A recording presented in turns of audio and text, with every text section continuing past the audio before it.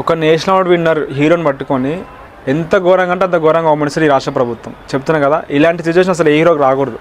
అంత పెద్ద హిట్ కొట్టి కూడా ఒక దొంగలాగా ఉండాల్సి వస్తుంది తన ఇంట్లో కూడా. ఇదేంటంటే కేవలం ఒక పర్సనల్ ఆ కుట్రను నెరవేర్చుకోవడానికి చేసిన ఇదంతా కథ అనమాట. ఇది ఒక పర్సనల్ రివెంజ్ని ఒక రాష్ట్ర రివెంజ్గా క్రియేట్ చేసిండు. సో చేసింది తప్పుగా ఆ తప్పుకు ప్రాయచిత్తం ఆల్రెడీ చెప్పాడు.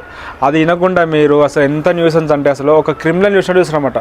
సో ఎవరైతే జేఎస్ నాయకులు ఉన్నారో వీళ్ళంతా ఎవ్వరు కాదు, రేవంత్ రెడ్డి చెంచాలు. సో ఆ చెంచాలతో ఇదంతా చేయించి మళ్ళీ ఆయన రివర్స్లో గేమ్ ఆడుతున్నాడు. సో ఇదంతా ఏదైతే తెలివి ఉందో రాష్ట్ర ప్రభుత్వం బాగుపరిచే దాంట్లో ఉపయోగించడం చాలా అంటే చాలా బాగుంటుంది. సో ఈ జేఎస్ నాయకులు ఎవరైతే ఉన్నారో ఇంతకుముందు చాలా అన్యాయం అయినాయి. ఇటువంటి మనని వదిలేసి కేవలం అల్లాజ్ మీద పట్టుకోవడం ఇది అసలు న్యాయం కాదు. ఇంకేంటంటే పర్సనల్ రివెంజ్ అనమాట. సో తన ఇంటికి వెళ్ళి తన ఇంటి ధ్వంసం చేసే రూల్స్ మీకు అసలు రైట్స్ లేవు. ఇవన్నీ అన్యాయం కదా. సో దీని ఎదిరించి ఎవరు రారా? చెప్తున్నా కదా, ఒక చిన్న తప్పు ఉంది. ఆ తప్పుని చేసుకున్న దాన్ని ఒక కాంట్రవర్సీ చేసి ఒక రాజకీయానికి అనుగుణంగా చేయడం